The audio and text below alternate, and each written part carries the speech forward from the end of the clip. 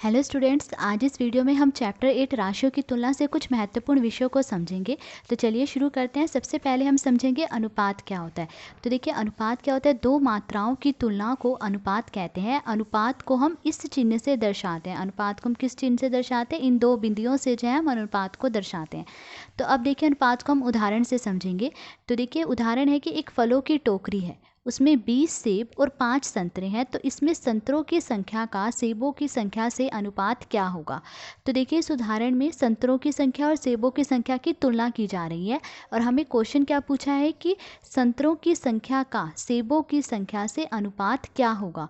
तो देखिए, संतरों की संख्या का सेबों की संख्या से अनुपात। अब क्वेश्चन में देखिए, क्वेश्चन जो हमें पूछा है कि संतरों की संख्या का सेबों की संख्या से अनुपात क्या होगा, तो इस क्वेश्चन में पहले क्या लिखा हुआ है? पहले लिखा है संतरों की संख्या। तो हम सबसे पहले संतरों की संख्या लिखेंगे। संतरों की संख्या क्या है? 5। तो हमने यहाँ लिख दिया 5 कि संतरों की संख्या 5 है। उसके बाद अनुपात का चिन्ह लगाएंगे। तो ये अनुपात का चिन्ह लगाया। अब सेबों की संख्या लिखेंगे। सेबों की संख्या कितनी है? 20। तो 5:20। अब देखिए, जो 5:20 है, इसे हम भिन्न के रूप में लिख लेंगे। भिन्न के रूप में कैसे लिखेंगे? 5 ऊपर आएगा और बटे में क्या आएगा? 20 आएगा। अब देखिए, इन्हें काट लेंगे तो ये कट जाएंगे। 5 एकम 5, 5 चौके 20। तो क्या है? 1/4। अब इसे अनुपात के रूप में लिखेंगे तो 1:4। तो संतरों की संख्या का सेबों की संख्या से अनुपात क्या है? 1:4। अब देखिए, लिखा है तुल्य अनुपात। तुल्य अनुपात क्या होता है? यह देखने के लिए कि अनुपात तुल्य है या नहीं, तुल्य यानी बराबर है या नहीं, इसके लिए हम पहले अनुपातों को भिन्न के रूप में लिखेंगे और फिर उन्हें समान हर वाली भिन्नों में बदलकर तुलना करेंगे। यदि ये भिन्नें समान हैं तो हम इन्हें तुल्य अनुपात कहते हैं। तो देखिए, इसे आप एक उदाहरण से समझिए। उदाहरण से आपको आसानी से समझ आएगा। उदाहरण देखिए क्या है कि क्या अनुपात 1:2 अनुपात 2:3 के तुल्य है यानी बराबर है। हमें बताना है कि क्या 1:2 2:3 के तुल्य है या नहीं। तो देखिए, कैसे पता करें चलेगा हमें। देखिए, हमने ऊपर क्या लिखा है कि हम पहले अनुपातों को भिन्न के रूप में लिखेंगे। तो ये जो अनुपात हमें दिए हैं 1:2:3, इन्हें हम भिन्न के रूप में लिखेंगे। तो देखिए, सबसे पहले 1:2 को भिन्न के रूप में लिखेंगे। तो भिन्न के रूप में कैसे लिखेंगे? 1 ऊपर आएगा, ठीक है, और इसके बटे में क्या आएगा? 2। तो 1:2 को हमने भिन्न के रूप में लिख दिया। उसके बाद 2:3 है, इसे भी भिन्न के रूप में लिखेंगे। तो कैसे लिखेंगे? 2/3। इसे भी हमने भिन्न के रूप में लिख दिया है। तो देखिए, हमने अनुपातों को भिन्न में बदल दिया है। अब उन्होंने आगे क्या लिखा है कि फिर उन्हें समान हर वाली भिन्नों में बदलकर तुलना करेंगे। अब इन भिन्नों को जो है समान हर वाली भिन्न में बदलना है, यानी इन भिन्नों के हमें हर बराबर करने हैं। तो 1/2 में हर देखिए क्या है? 2 है, और 2/3 में हर क्या है? 3। तो हमें ये हर जो है वो बराबर करने हैं। तो हर बराबर कैसे करेंगे? देखिए, 2/3 में हर क्या है? 3 है। तो इस 3 से हम 1/2 में ऊपर भी गुणा करेंगे और नीचे भी गुणा करेंगे। तो 3 से हमने यहाँ ऊपर भी गुणा करना है और नीचे भी गुणा करना है। तो गुणा करेंगे। देखिए, 1 को 3 से गुणा करा 3, 2 को 3 से गुणा करा, क्या आया? 6। तो क्या आया? 3/6। अब देखिए, अब 1/2 है, इसमें हर क्या है? 2 है। अब इस 2 को हम ऊपर यहाँ 2/3 में ऊपर भी गुणा करेंगे और नीचे भी गुणा करेंगे। तो 2/3 को हम गुणा करेंगे 2 से ऊपर भी और नीचे भी। तो गुणा करेंगे तो देखिए, 2 दूनी 4, 3 दूनी 6, क्या आया? 4/6। तो अब देखिए, ये जो भिन्नें आई हैं 3/6 और 4/6, इनमें देखिए दोनों में हर समान है। इसमें भी हर 6 है और इसमें भी हर 6 है। तो हमने इन भिन्नों को समान हर वाली भिन्न में बदल दिया। उसके बाद उन्होंने क्या कहा था कि तुलना करें। अब तुलना करनी है कि क्या 3/6 और 4/6 ये बराबर हैं।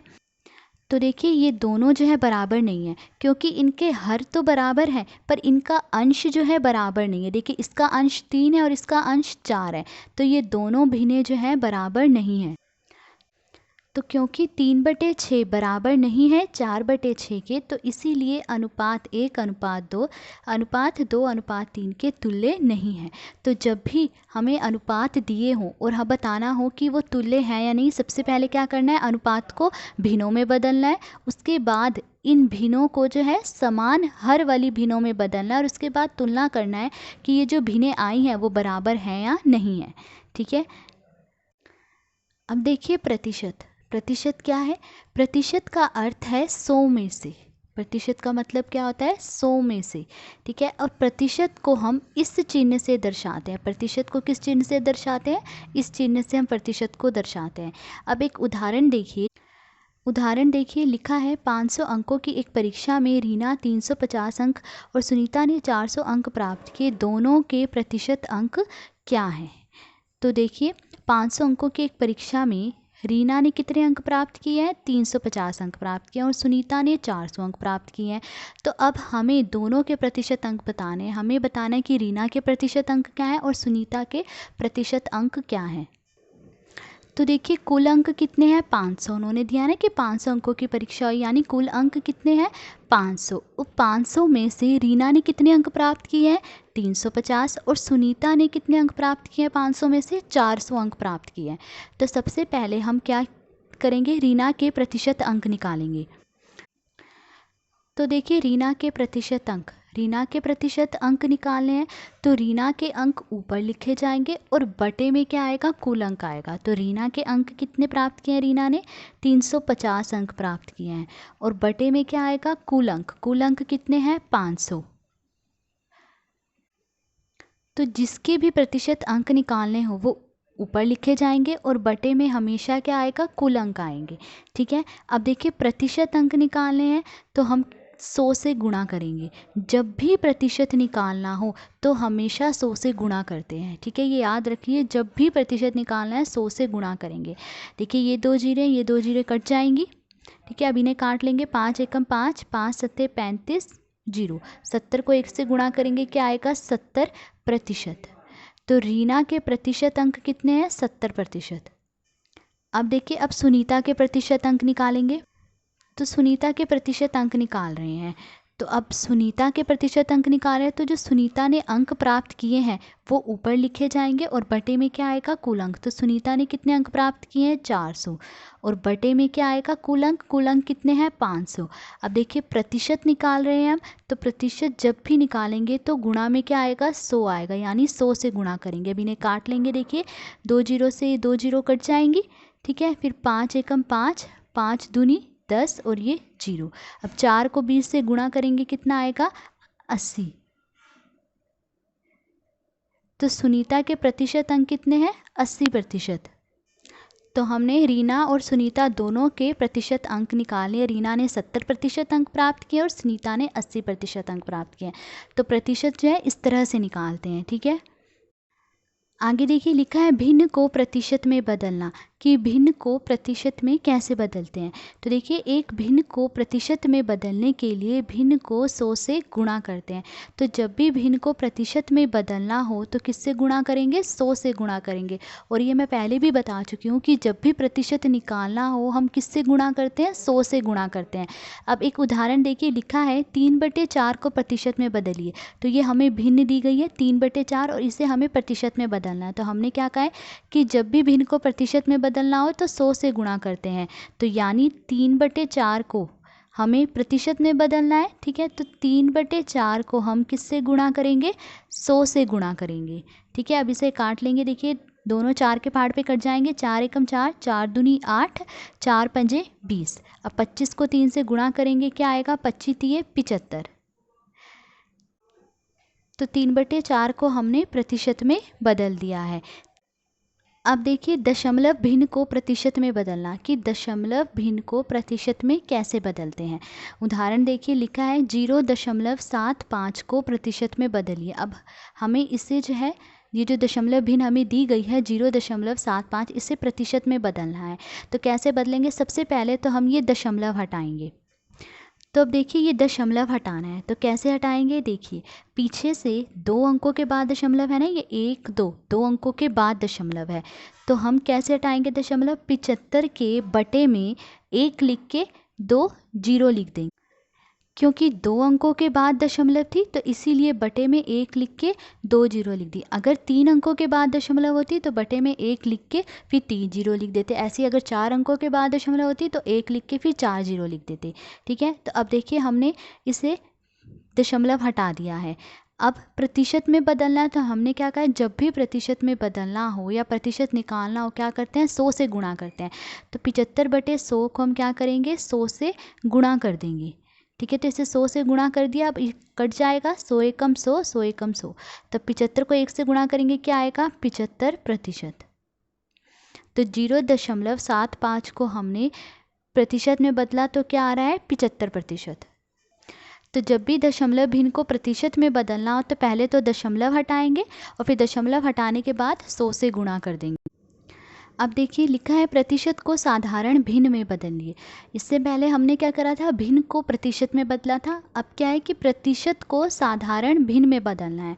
तो उदाहरण देखिए दिया है कि 25% को साधारण भिन्न में बदलिए। तो हमें 25% को साधारण भिन्न में बदलना है। तो देखिए सबसे पहले तो हम ये प्रतिशत हटाएंगे। तो जब ये प्रतिशत हटाएंगे तो 25 के बटे में क्या आ जाएगा, 100।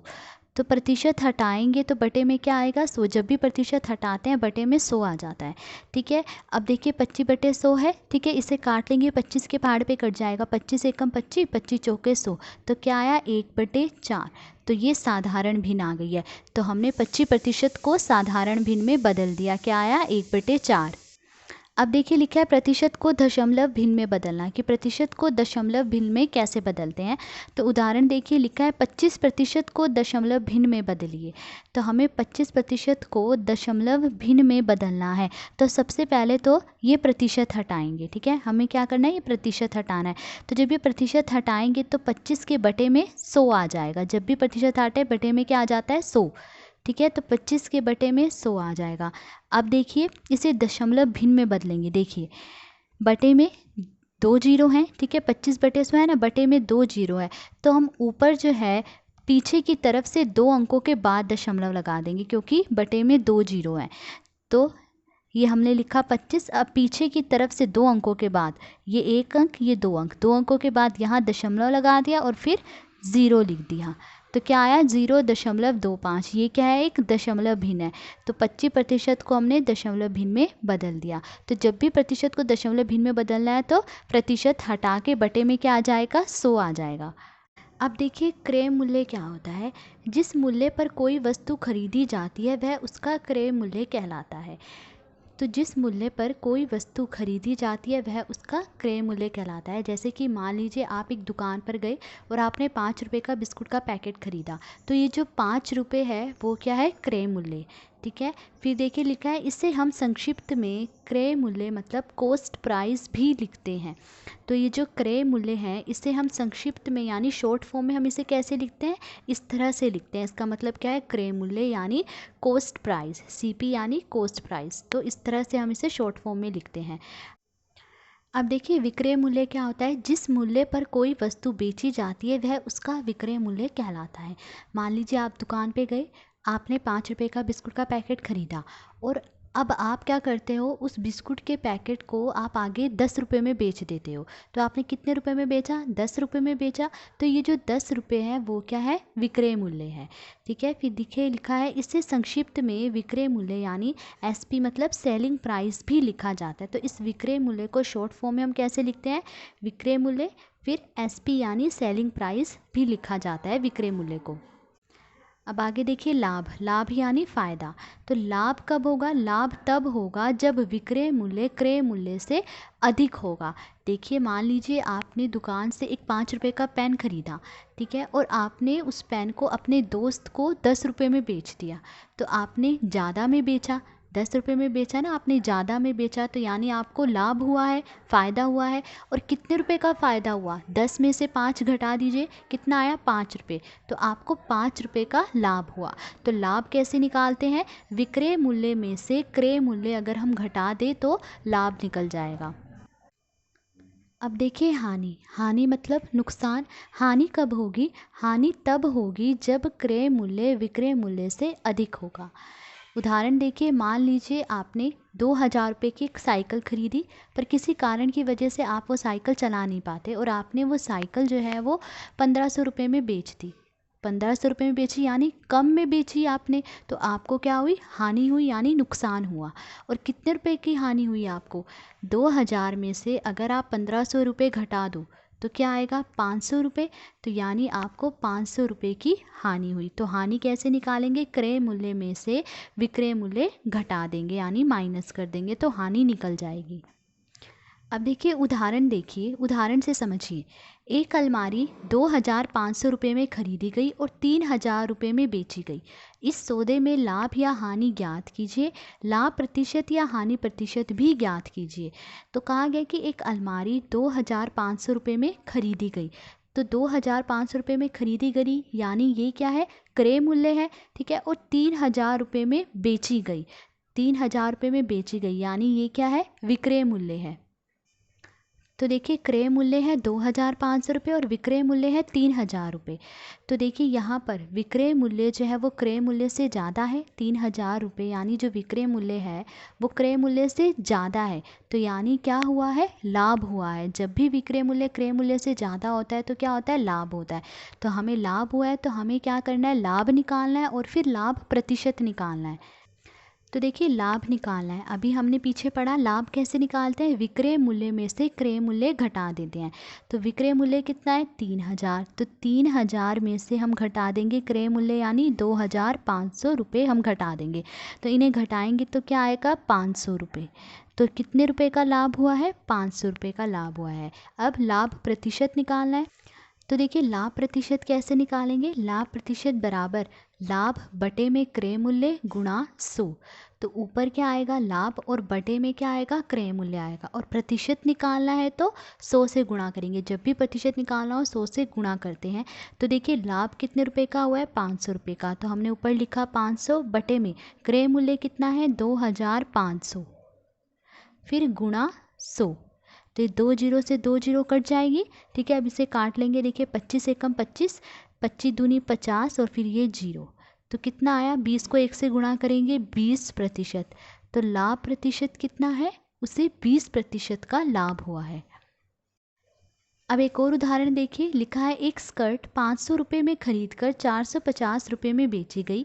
इस सौदे में लाभ या हानि ज्ञात कीजिए। लाभ प्रतिशत या हानि प्रतिशत भी ज्ञात कीजिए। तो दिया है, एक स्कर्ट 500 रुपये में खरीदी गई। 500 रुपये में खरीदी गई यानी ये क्या है? क्रय मूल्य है 500 रुपये और 450 रुपये में बेची गई, यानी विक्रय मूल्य कितना है? 450 रुपये। तो देखिए, क्रय मूल्य है 500 रुपये और विक्रय मूल्य है 450 रुपये। तो एक स्कर्ट 500 रुपये में खरीदी गई और 450 रुपये में बेची गई, यानी कम में बेची गई है। कम में बेची गई है तो यानी क्या हुई है? हानि हुई है। देखिए, जब भी क्रय मूल्य विक्रय मूल्य से अधिक होता है तो क्या होती है? हानि होती है। तो यहाँ पर देखिए, क्रय मूल्य 500 रुपये और विक्रय मूल्य 450 रुपये है। तो क्रय मूल्य ज़्यादा है विक्रय मूल्य से, यानी हानि हुई है। तो हानि निकालेंगे। हानि कैसे निकालते हैं? क्रय मूल्य में से विक्रय मूल्य माइनस कर देते हैं। तो क्रय मूल्य कितना है? 500 और विक्रय मूल्य कितना है? 450 रुपये। तो 500 में से हम माइनस कर देंगे 450। तो 500 में से 450 माइनस करेंगे यानी घटाएंगे तो कितना आएगा? 50 रुपये। तो कितने रुपए की हानि हुई है? 50 रुपये की। अब देखिए, हानि प्रतिशत निकालेंगे। हानि प्रतिशत कैसे निकालेंगे? हानि बटे में क्रय मूल्य, ठीक है। अब प्रतिशत निकालना है तो 100 से गुणा करेंगे। देखिए, चाहे हानि प्रतिशत निकाला चाहे लाभ प्रतिशत, बटे में जो है क्रय मूल्य ही आएगा, ठीक है। अब देखिए, हानि कितने की हुई है? 50 रुपये की। तो हमने यहाँ लिख दिया 50, बटे में क्रय मूल्य कितना है? 500। तो बटे में आ गया 500, फिर गुणा 100। अब इसे काट लेंगे। 2 जीरो से 2 जीरो कट जाएंगी। 5 एकम 5, 5 एकम 5 और ये जीरो। 10 को 1 से गुणा करेंगे, क्या आएगा? 10। तो कितने प्रतिशत हानि हुई है? 10% हानि हुई है। तो हमने सीखा लाभ और लाभ प्रतिशत कैसे निकालते हैं, हानि और हानि प्रतिशत कैसे निकालते हैं। अब देखिए, अब हम क्रय मूल्य और विक्रय मूल्य निकालने का फॉर्मूला सीखेंगे। तो देखिए, जब विक्रय मूल्य और लाभ प्रतिशत दिया हो और क्रय मूल्य निकालना हो तो क्या फॉर्मूला है? तो देखिए क्रय मूल्य बराबर विक्रय मूल्य गुणा 100 बटे में 100 जमा लाभ प्रतिशत। तो देखिए क्रय मूल्य निकालना है तो बराबर के इस तरफ जो है विक्रय मूल्य लिखेंगे। अगर विक्रय मूल्य निकालना होता तो बराबर के इधर क्रय मूल्य लिखते। ठीक है, तो क्रय मूल्य निकालना है तो बराबर के इधर विक्रय मूल्य लिखेंगे। और जब भी क्रय मूल्य निकालना हो तो ऊपर जो है 100 आएगा। 100 हमेशा ऊपर आएगा। जब भी क्रय मूल्य निकालना हो 100 हमेशा ऊपर आएगा। फिर बटे में देखिए अब लाभ प्रतिशत दिया है तो 100 में लाभ प्रतिशत जोड़ देंगे। अगर हानि प्रतिशत दिया होता तो 100 में हानि प्रतिशत घटा देते। ठीक है, तो ये फॉर्मूला आप याद कर लीजिए। जब भी विक्रय मूल्य और लाभ प्रतिशत दिया हो और क्रय मूल्य निकालना हो तो ये फॉर्मूला लगेगा। अब देखिए जब विक्रय मूल्य और हानि प्रतिशत दिया हो और क्रय मूल्य निकालना हो तब क्या फॉर्मूला होगा। तो देखिए तब फॉर्मूला होगा क्रय मूल्य बराबर विक्रय मूल्य गुणा 100 बटे में 100 माइनस हानि प्रतिशत। तो देखिए क्रय मूल्य निकालना है तो बराबर के इस तरफ जो है विक्रय मूल्य आएगा। अगर विक्रय मूल्य निकालना होता तो बराबर के इधर क्रय मूल्य आता। तो क्रय मूल्य निकालना है तो यानी यहाँ बराबर के इधर विक्रय मूल्य आएगा। अब क्रय मूल्य निकालना है तो 100 हमेशा ऊपर आएगा। जब भी क्रय मूल्य निकालना हो 100 हमेशा ऊपर आएगा। अब बटे में क्या आएगा, देखिए हानि प्रतिशत दिया है तो 100 में से हानि प्रतिशत घटा देंगे। ठीक है, तो जब भी विक्रय मूल्य और हानि प्रतिशत दिया और क्रय मूल्य निकालना हो तो ये फॉर्मूला लगेगा। ये आप याद कर लीजिए। अब देखिए जब क्रय मूल्य और लाभ प्रतिशत दिया हो और विक्रय मूल्य निकालना हो तो क्या फॉर्मूला लगेगा। तो जब विक्रय मूल्य निकालना है तो क्या फॉर्मूला होगा। तो देखिए विक्रय मूल्य बराबर क्रय मूल्य गुणा 100 जमा लाभ प्रतिशत बटे में 100। तो देखिए विक्रय मूल्य निकालना है तो बराबर के इधर क्रय मूल्य आएगा। फिर गुणा लाभ प्रतिशत दिया है तो 100 में लाभ प्रतिशत जोड़ देंगे। अगर हानि प्रतिशत दिया होता तो 100 में हानि प्रतिशत घटा देते यानी माइनस कर देते। अब देखिए विक्रय मूल्य निकालना है तो 100 हमेशा नीचे आएगा। जब भी विक्रय मूल्य निकालना हो 100 नीचे आएगा। तो आप एक चीज़ पर रट्टा मार लीजिए कि जब क्रय मूल्य निकालना है तो 100 ऊपर आएगा। तो ये आपको अपने आप याद रह जाएगा कि विक्रय मूल्य में जो है 100 नीचे आएगा। ठीक है, तो जब क्रय मूल्य और लाभ प्रतिशत दिया हो और विक्रय मूल्य निकालना हो तो ये फॉर्मूला लगेगा। फिर देखिए जब क्रय मूल्य और हानि प्रतिशत दिया हो और विक्रय मूल्य निकालना हो तो क्या फॉर्मूला लगेगा। विक्रय मूल्य बराबर क्रय मूल्य गुणा 100 माइनस हानि प्रतिशत बटे में 100। तो देखिए विक्रय मूल्य निकालना है तो बराबर के इधर चाहे क्रय मूल्य आएगा। फिर गुणा देखिए हानि प्रतिशत दिया है तो 100 में हानि प्रतिशत माइनस कर देंगे। अब विक्रय मूल्य निकालना है तो 100 नीचे आएगा। ठीक है, तो जब क्रय मूल्य और हानि प्रतिशत दिया और विक्रय मूल्य निकालना हो तो ये फॉर्मूला लगेगा। अब देखिए मूलधन। मूलधन क्या होता है, उधार ली गई राशि मूलधन कहलाती है। राशि मतलब रुपए। देखिए कई बार ज़रूरत पड़ने पर हमें किसी से पैसे उधार लेने पड़ते हैं तो वो जो पैसे हम उधार लेते हैं वो क्या कहलाता है, मूलधन कहलाता है। ठीक है, अब देखिए ब्याज क्या होता है। निश्चित समय के बाद उधार ली गई राशि के साथ कुछ अधिक राशि वापस की जाती है, यह अधिक राशि ब्याज कहलाती है। मान लीजिए हमने 1 साल के लिए किसी से कुछ रुपए उधार लिए हैं। ठीक है, तो 1 साल के बाद हम जब उसे वो उधार लिए हुए रुपए वापस देंगे तो उसके साथ हमें कुछ और पैसे भी देने होते हैं, मतलब कुछ एक्स्ट्रा रुपए देने होते हैं। तो वो जो एक्स्ट्रा रुपए यानी वो जो अधिक राशि हम देते हैं वो अधिक राशि क्या कहलाती है, ब्याज कहलाती है। अब देखिए मिश्र धन। मिश्र धन क्या होता है, निश्चित समय के बाद उधार ली गई राशि के साथ ब्याज दिया जाता है। ठीक है, तो इन दोनों का योग मिश्र धन कहलाता है। तो मिश्र धन क्या होता है, उधार ली गई राशि और ब्याज इन दोनों का जोड़ क्या कहलाता है, मिश्र धन कहलाता है। यानी मिश्र धन बराबर मूलधन जमा ब्याज। मूलधन यानी उधार ली गई राशि जमा ब्याज। तो उधार ली गई राशि और ब्याज का जो जोड़ है वो क्या कहलाता है, मिश्र धन कहलाता है। अब देखिए यहाँ पर मैंने कुछ फॉर्मूले लिखे हुए हैं, इन फॉर्मूलों को आप याद कर लीजिएगा। सबसे पहले देखिए साधारण ब्याज। जब भी साधारण ब्याज निकालना हो तो उसका फॉर्मूला क्या होगा, मूलधन गुणा दर गुणा समय बटे में 100। तो साधारण ब्याज निकालने का फॉर्मूला ये है। अब देखिए जब मूलधन निकालना हो तो मूलधन निकालने का फॉर्मूला क्या है, ब्याज गुणा 100 बटे में दर गुणा समय। फिर देखिए दर निकालने का फॉर्मूला क्या है, ब्याज गुणा 100 बटे में मूलधन गुणा समय। अब समय निकालने का फॉर्मूला क्या है, ब्याज गुणा 100 बटे में मूलधन गुणा दर। तो ये फॉर्मूले आप याद कर लीजिए कि साधारण ब्याज निकालने का क्या फॉर्मूला है, मूलधन निकालने का क्या फॉर्मूला है, दर और समय निकालने का क्या फॉर्मूला है। तो ये फॉर्मूले आप याद कर लीजिए। तो आज इस वीडियो में हमने चैप्टर 8 से कुछ महत्वपूर्ण विषयों को समझा। अगर आपको वीडियो अच्छी लगी हो तो please like, share and subscribe. Thank you.